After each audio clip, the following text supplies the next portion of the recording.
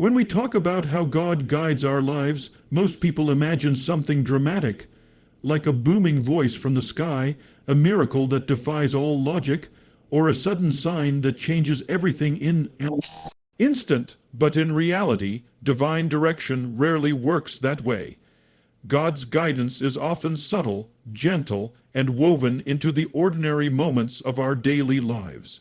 It is not about fireworks or grand spectacles. It is about learning how to listen, how to notice, and how to trust. Think about how a parent guides a child. They don't always shout or command every step. Sometimes they simply give a nudge, a look, or set an example for the child to follow. God works in a similar way. He does not need to control you like a puppet. Instead, he places impressions on your heart, creates opportunities in your path, and aligns circumstances in ways that point you forward. But it requires awareness to recognize these signs because they are often quiet. One of the most powerful ways God speaks is through peace. There are moments in life when you are faced with two choices. Both may look good, both may seem possible, but one brings a sense of calm to your spirit while the other stirs anxiety. That peace is not random. It is God's way of confirming direction. People often underestimate the value of inner peace, but it is one of the clearest indicators of divine guidance. When your heart feels aligned and settled, it is usually because God is whispering, "This is the way." Another way he guides is through repeated patterns and opportunities. Have you ever noticed how certain ideas keep coming back to you? Maybe you keep thinking about starting a new project, helping in a specific area, or reaching out to someone. You push the thought away, but somehow it keeps returning. That persistence is not just your imagination. Often, it is divine prompting. God will keep placing the same message in front of you until you recognize it. It might come through conversations, through books you happen to read, or even through random encounters. The repetition is a clue. Sometimes his guidance shows up in what we call closed doors. This can be frustrating because we naturally want things to go our way. We apply for a job and don't get it. We pursue a relationship and it doesn't work out. We invest in a dream and the door slams shut. But instead of seeing it as failure, we need to understand that a closed door is also a form of guidance. God is not punishing you. He is protecting you. He closes one path because he is leading you toward another. What feels like rejection is often redirection. Many people only discover this truth in hindsight when they look back and realize the no was the greatest blessing they could have received. God also uses people to guide us. He places mentors, teachers, and even strangers in our lives to give us wisdom at just the right moment. Think of the time someone said something simple, but it struck you deeply, as if it were meant exactly for your situation. That is not coincidence, that is divine timing. The challenge is that we must remain humble enough to listen, because God's voice often comes through other people. It is also important to understand that guidance does not always come all at once. God rarely gives us the full map of our journey. Instead, he gives us the next step. They understood that environment is destiny, and let's take it deeper, but it gives you enough light to take the next step safely. In the same way, God reveals what you need for today, and when you act on that, he reveals what you need for tomorrow. This requires trust, because our human nature wants the whole plan laid out. But if we had the entire picture from the beginning, we wouldn't need faith. Guidance works step by step. One of the greatest mistakes people make is waiting for something dramatic before they believe God is guiding them. They ignore the small nudges, the inner impressions, the coincidences that aren't really coincidences. But the truth is, God is speaking all the time. The question is not whether he is guiding. The question is whether we are listening. To live in alignment with divine direction, you must slow down enough to pay attention. Too many of us are rushing through life, chasing deadlines, drowning in distractions, and we miss the still small voice within us. Silence, prayer, reflection, these are not luxuries, they are necessities. They are the spaces where God's subtle guidance becomes clear. So remember this, God doesn't need to shout because His guidance is constant. It is present in peace, in repeated ideas, in closed doors, in the words of others, and in the step-by-step unfolding of your journey. It may not always be loud, but it is always there. The more you train your heart to listen, the more you will realize you have never been walking alone. Life has a way of testing us. Every single person in this room has gone through moments of struggle, pain, or disappointment. It might be losing a job, failing at a relationship, facing financial hardship, or even battling with your own self-doubt. And in those moments, the natural reaction is to ask, why me? Why is this happening to me? Many people see challenges as punishments, as though they are being singled out by fate or abandoned by God. But the truth is, challenges are not punishments, they are lessons. They are classrooms designed to shape you into the person you were meant to become. Think about the process of building strength in the gym. You don't grow stronger muscles by lifting nothing. You grow stronger by resisting weight, by struggling against resistance. The very act of strain is what builds strength. In the same way, the struggles you face in life are the weights you are called to lift. They are not meant to crush you, they are meant to condition you. Every challenge carries within it the seed of growth, and once you start to see obstacles in this light, your entire perspective on life changes. When a challenge comes your way, it is not random. It is often preparation for the next level of your journey. Sometimes the very skill or wisdom you will need tomorrow is being trained in the hardship you are experiencing today. For example, if you are dealing with financial difficulty, it may be preparing you to manage resources wisely when abundance arrives. If you are going through loneliness, it may be teaching you how to value relationships so that when the right people enter your life, you don't take them for granted. If you are facing rejection, it may be building resilience so that when bigger doors open, you can walk through them with confidence. One of the most profound truths about challenges is that they reveal who we are. It is easy to have faith when life is easy, when everything is going according to plan. But when the storms hit, when nothing seems to be working, that is when your true character is tested. Challenges strip away the surface and expose your core. They ask you, will you give up or will you grow up? They force you to decide whether you will be a victim of circumstances or a student of life. God, in His wisdom, uses difficulties not to break you, but to build you. He is like a teacher who knows exactly what lessons you need to learn in order to graduate to the next stage of your destiny. If He allowed your life to be free of all obstacles, you would remain untested, unshaped, and unprepared. Diamonds are formed under pressure, gold is refined in fire, strong trees grow deeper roots during storms. Likewise, strong people are molded through trials. It is also important to understand that challenges teach us humility. They remind us that we are not in control of everything, that we need guidance, and that we cannot do life alone. Sometimes challenges are God's way of slowing us down, forcing us to pause, reflect, and reconnect with what truly matters. We live in a world that glorifies comfort and convenience, but true growth rarely happens in comfort zones. Growth happens when you are stretched, when you are challenged to think differently, act differently, and believe differently. What makes the difference is perspective. Two people can face the same challenge, yet one comes out broken while the other comes out stronger. The difference lies in how they interpret the situation. If you see a challenge as punishment, you will resent it, fight against it, and possibly miss the lesson it carries.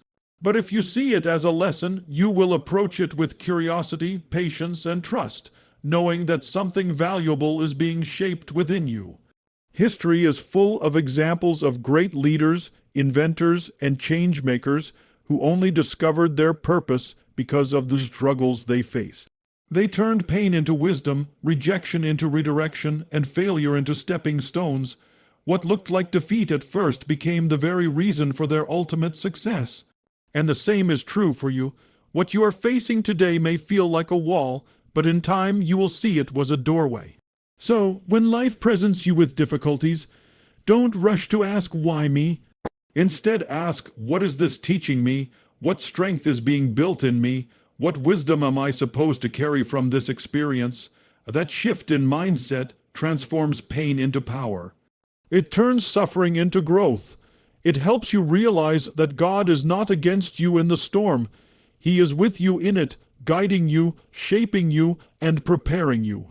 Challenges are not punishments, they are divine lessons, and when you embrace them as such, you stop fearing them and start learning from them.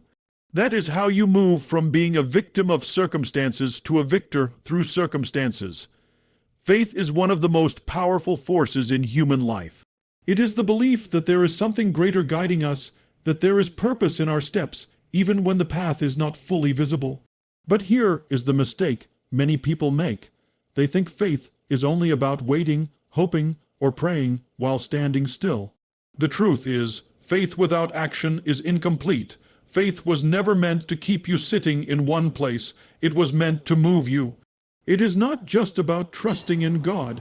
It is about acting in alignment with that trust. Imagine for a moment you are sitting in a car with the best navigation system in the world. The GPS can guide you, give you the fastest route, and even alert you to roadblocks ahead. But if you never put the car in motion, if you just sit in the driveway staring at the screen, you will never reach your destination. The same is true with faith.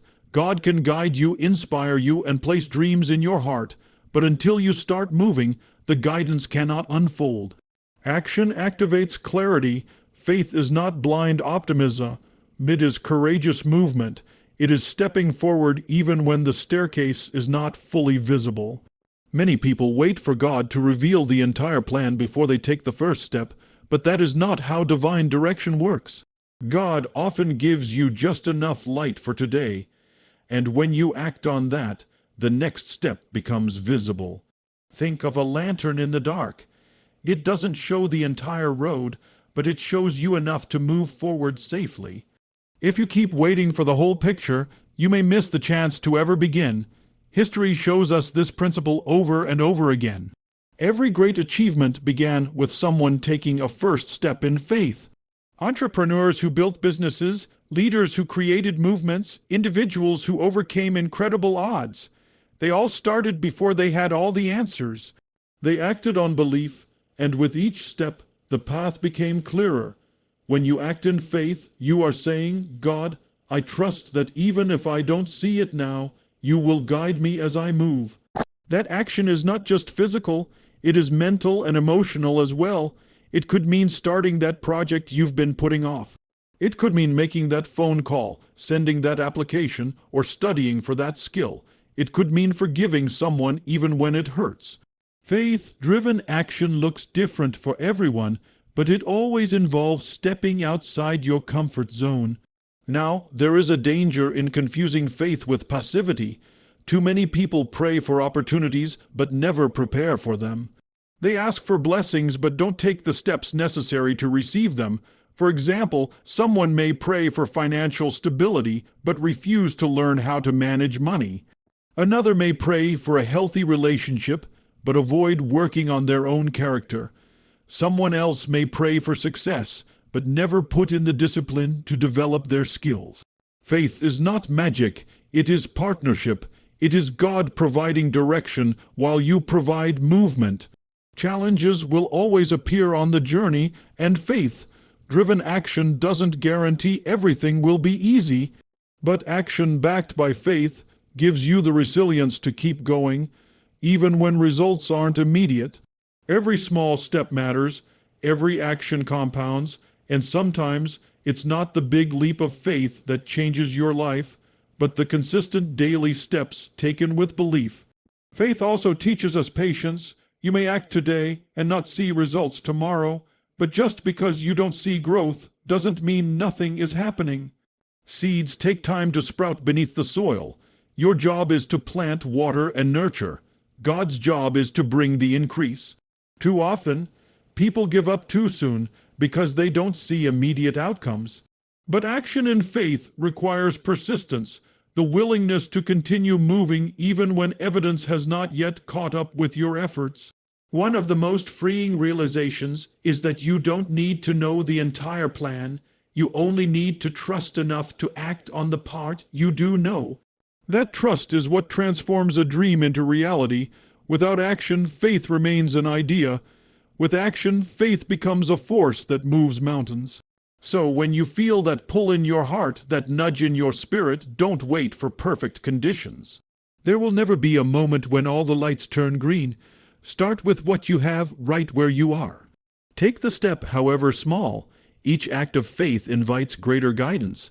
Each movement forward opens new doors. Faith is the belief that God is guiding you. Action is your response to that belief.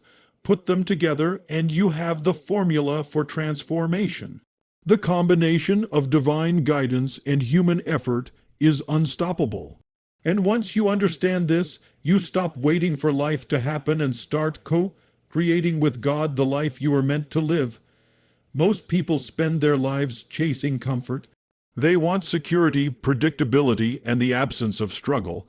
And while there is nothing wrong with wanting peace, the danger lies in believing that comfort is the ultimate goal. The truth is, comfort was never meant to be your destination. It was meant to be a resting place along the way. Your real destination is purpose, and purpose is always bigger than comfort. Think about it. Every person you admire, every leader who made an impact, every innovator who changed history, every teacher, healer, or builder who left a mark on the world, they did not live their lives in the pursuit of comfort. They stepped into uncomfortable places, they faced resistance, they risked failure, and they endured criticism. Why? Because they were chasing something greater than themselves. They understood that purpose asks for sacrifice. When God guides your life, He is not guiding you toward the easiest road. He is guiding you toward the most meaningful one. And meaning almost always requires leaving behind the illusion of safety. If you cling too tightly to comfort, you limit yourself. You avoid risks, you stay in the familiar, and you never grow into the fullness of who you could become. But when you embrace purpose, you allow yourself to be stretched, challenged, and transformed into someone capable of carrying out a mission much bigger than your own comfort zone. One of the reasons people resist their calling is because it feels uncomfortable. Purpose rarely presents itself as something easy. It might require you to move to a new place, speak in front of others, learn skills you've never mastered, or face fears you've been avoiding. And yet, that discomfort is the very sign that you are growing. Growth never happens in stillness, it happens in stretching. A muscle only grows when it is pushed beyond its limits. Likewise, you only grow when you step into situations that demand more of you than you thought you had to give. Sometimes God will even remove comfort from your life on purpose. He may allow a job to end, a relationship to shift, or a routine to be disrupted, not because He is punishing you, but because He is pushing you. He knows that if you stay too comfortable, you may never step into the calling He designed for you. What looks like loss may actually be liberation. What feels like disruption may be divine redirection. It is also important to understand that purpose always involves serving something beyond yourself. Comfort is about me, my ease, my peace, my security. But purpose is about us, how my life can impact others, how my story can lift someone else, how my actions can contribute to something eternal. When you choose purpose over comfort, you shift from living a self-centered life to a life of contribution. And that is where true fulfillment lies. Comfort feels good in the moment, but it doesn't last. Purpose might feel difficult in the moment, but it leaves a legacy. No one remembers the person who chose the easy road. People remember the one who took risks, who stood for something, who sacrificed for a vision greater than themselves. That is the difference between a life of comfort and a life of significance. Of course, this does not mean that comfort is evil. Rest is necessary, balance is important, But comfort cannot be the master of your decisions. It cannot be the standard by which you measure your choices. Every time you are faced with an opportunity, you must ask yourself, am I choosing this because it is easy or because it aligns with my purpose?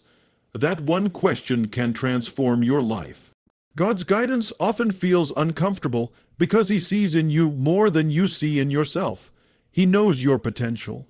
He knows the lives you are meant to touch, and He will not allow you to settle for less than the fullness of that destiny.